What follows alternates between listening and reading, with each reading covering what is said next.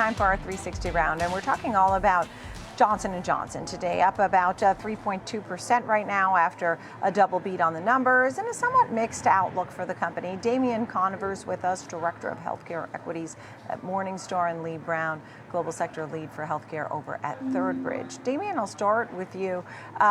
We noted the double beat. They sort of pulled back on the earnings per share, still trying to digest the moving parts of the acquisitions, we understand. Tell me a little bit about your thoughts on the quarter and the outlook. Yeah, great overview. I think one of the dynamics with J&J right now is they are making some acquisitions, and with new accounting rules on that, a lot of times those are accounted for in adjusted earnings. And so a lot of times historically those would have been pulled out, but in this case they're being added, which is consistent with what we see for most pharmaceutical firms. So even though the earnings are dropping, it's sort of artificially dropping. And if you look at the underlying earnings guidance, it was actually increased slightly. But I think most importantly, when we think about J&J, is there's sort of two dynamics that I think have been weighing on the stock. And I think what we're going to see is a reprieve of those dynamics and the stock to actually do quite well. We've got a fair value of $164. So we see upside. And those two dynamics that I think are on folks' mind are first, the patent loss on Stelara. This is about 20% of drug sales, and so it's a big patent loss. And so biosimilar pressure is going to start later this year and weigh on the name. Now, I think what we're going to see is a lot of innovative products offset that, particularly in the multiple myeloma franchise that they have, and really over the next 5 years, probably add an incremental $10 billion of sales, largely offsetting the Stelara patent hit. The other point here is their next generation immunology drugs, Tremfya, looks well positioned to offset Stelara as well. So we think increasingly the market's getting more comfortable with the Stelara biosimilar threat. And then the last point I'd make that I think the market's getting more comfortable with is the talc litigation. This has been a risk overhang for multiple years. We think it's increasingly likely that a settlement that J&J has already established, close to $11 billion, will be accepted by plaintiffs, and this risk overhang starts to come off the name later this summer. Those two dynamics, I think, really do help get the name closer to our fair value. Yeah, I read all about the talk, and this may be some clarity on this story. These litigations have been going on for so many years. Lee, what do you say? I mean, it's all about the different medicines that this company's been making. They spun off some of the consumer type products, right? We had Kenvue, but they're still doing these acquisitions. You also noted oncology in here as well. Some of your thoughts, Lee.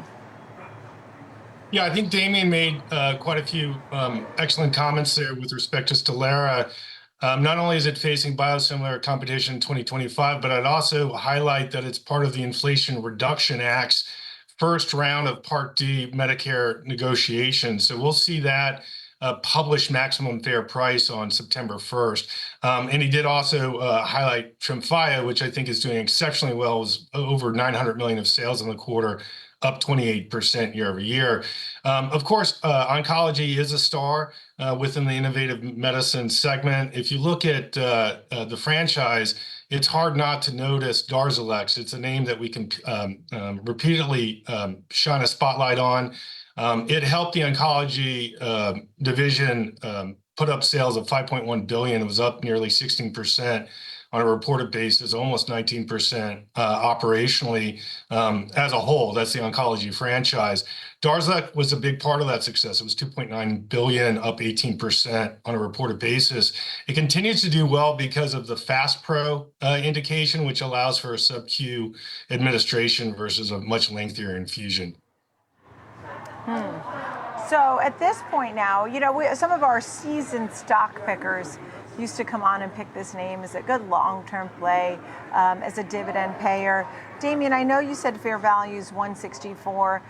If you had a stock portfolio and you were looking to get some pharma in there, would this be a pick for you? I know you have the upside of about $10 or so comparatively to some of the other names in the group.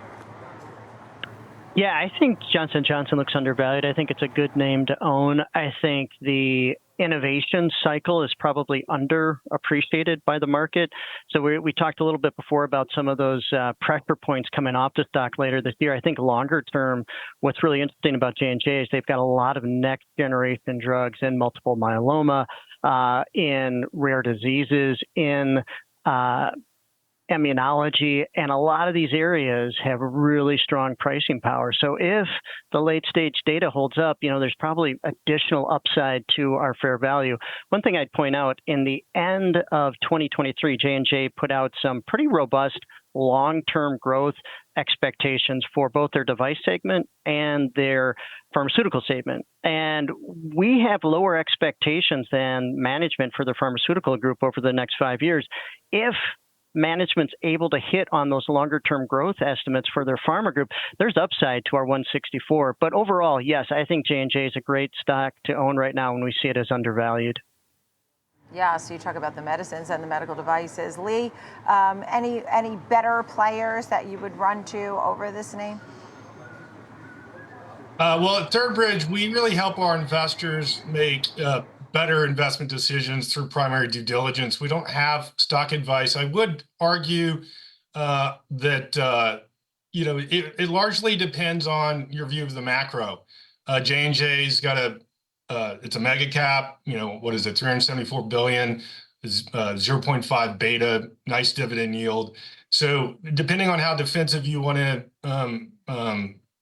construct your portfolio, I think there's some pros and cons here for the name for sure.